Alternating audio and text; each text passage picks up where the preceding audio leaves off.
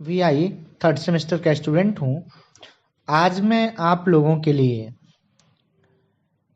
Contemporary India and education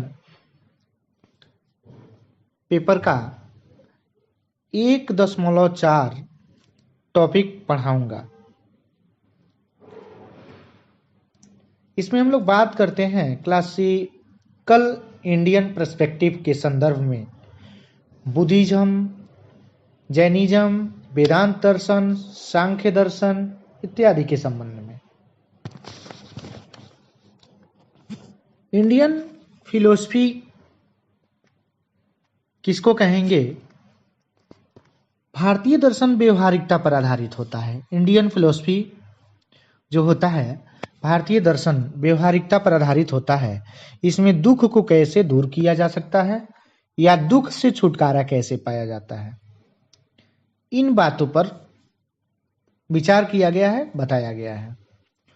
western philosophy के संदर्भ में देखते हैं कि पश्चिमी दर्शन सैद्धांतिक होता है। इसका प्रमुख उद्देश्य अपने ज्ञान की जिज्ञासा को शांत करना है।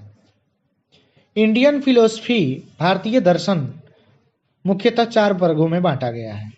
वैदिक काल, वैदिक पीरियड, महाकाव्य इपिक पीरियड, सूत्र काल और कंटेम्पररी पीरियड, जिसको समसामयिकी काल या वर्तमान समय कहा गया है। वैदिक काल, इस युग में 4 वेदों की रचना हुई, इसलिए इसे वैदिक काल कहते हैं। 4 वेद हैं ऋग्वेद, यजुर्वेद, अथर्ववेद, सामवेद। ऋग्वेद में इसमें उन मंत्रों का संग्रह जो देवताओं को स्थिति के लिए किया जाता है। यजुर्वेद में यज्ञ की विधियों का वर्णन है। सामवेद में यह संगीत प्रधान है, इसमें यज्ञ के मंत्रों की प्रधानता है। यज्ञ के अवसर पर शाम गाम पर भी बल दिया जाता है। अथर्ववेद तंत्र मंत्र जादू टोना इसमें होता है। महाकाव्य रामायण, महाभारत, जैन धर्म, बौद्ध धर्म। सूत्र ये सबसे महत्वपूर्ण युग माना जाता है। इसमें खष्ट दर्शन 6 सिस्टम्स ऑफ इंडिया के बारे में बताया गया है। खष्ट दर्शन पहला है कि न्याय, इसके प्रवर्तक गौतम थे। वैशेषिक है, इसके प्रवर्तक कणाद थे। उसके बाद से सांख्य है, इसके दर्शन कपिल्य थे। और योग है, उसके दर्शन प्रवर्तक पतंजलि थे। मीमांसा के प्रवर्तक जैमिनी और वेदांत वाद नारायण। तो इस प्रकार खष्ट दर्शन है न्याय, वैशेषिक, सांख्य, योग, मीमांसा और वेदांत। समसामयिकी काल राजा राम मोहन राय, रविन्द्रनाथ टैगोर, महात्मा गांधी, ये लोग समसामयिकी में आते हैं। स्कूल ऑफ इंडियन फिलोसफी भारतीय दर्शन के संप्रदाय। भारतीय दर्शन के 2 संप्रदाय हैं। पहला है एक आस्तिक और दूसरा है नास्तिक। आस्तिक वे हैं जो वेदों में विश्वास करते हैं और नास्तिक वे हैं जो वेदों का विरोध करते हैं। खष्ट दर्शन आस्तिक संप्रदाय में आता है और नास्तिक संप्रदाय को 3 वर्गों में बांटा गया है। चरवाक, जैन दर्शन, बौद्ध दर्शन। चरवाक के प्रवर्तक थे बृहस्पति, बौद्ध दर्शन के प्रवर्तक थे महात्मा बुद्ध और जैन दर्शन के महावीर स्वामी। अब हम आप लोगों को बात करेंगे सांख्य दर्शन के बारे में। आज का टॉपिक है, उसके बारे में हम लोग बात करते हैं। तो सांख्य दर्शन पर हम लोगों को अध्ययन करना है। सांख्य दर्शन के प्रवर्तक थे कपिल ऋषि। सांख्य दर्शन भारत का सबसे पुराना दार्शनिक संप्रदाय माना जाता है।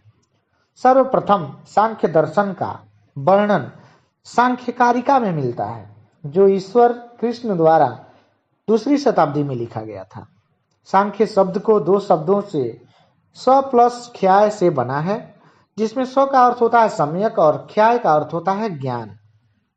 कुछ विद्वानों ने सांख्य शब्द का विश्लेषण करते हुए बताया है कि सांख्य स प्लस ख्याय से मिलकर के बना हुआ है, जिसमें स से तात्पर्य सम्यक और ज्ञान और ज्ञान क्या है? ज्ञान का सांख्य का मुख्य कार्य बिंदु सम्यक ज्ञान है। तथा दूसरी ओर कुछ विद्वानों का मानना है कि सांख्य दर्शन में तत्वों, संख्याओं की संख्या ज्यादा है, इसलिए इसका नाम सांख्य दर्शन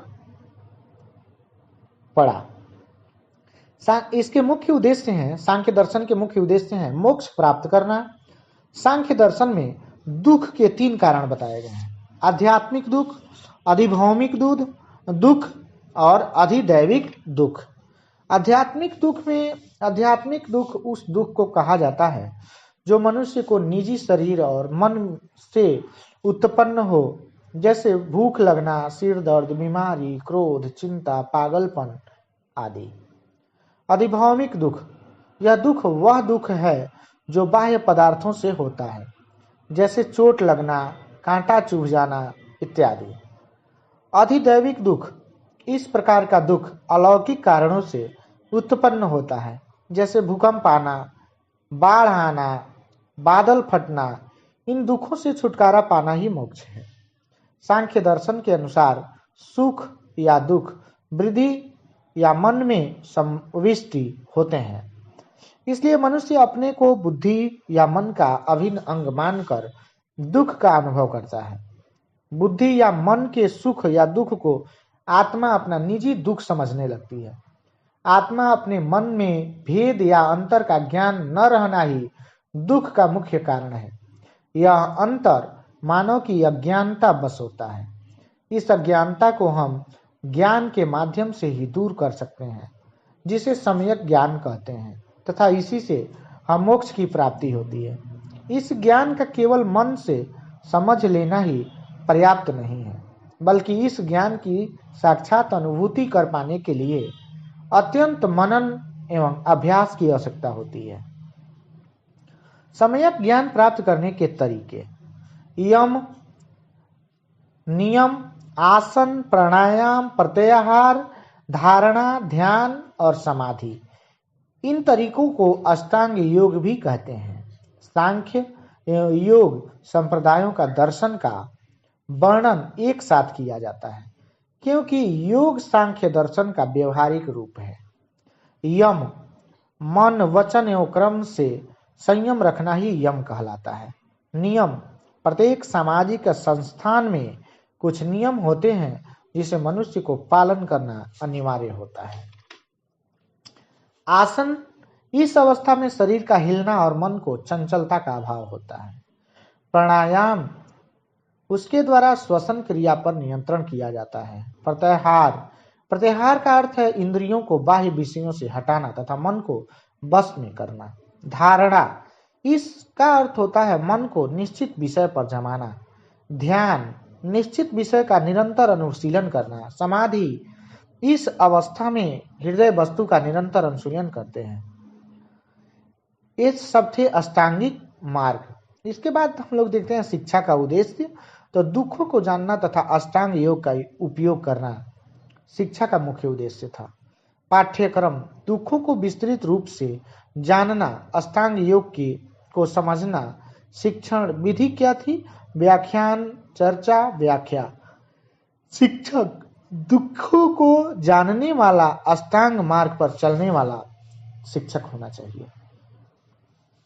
नेक्स्ट दर्शन के बारे में हम लोग अगले क्लास में बात करेंगे।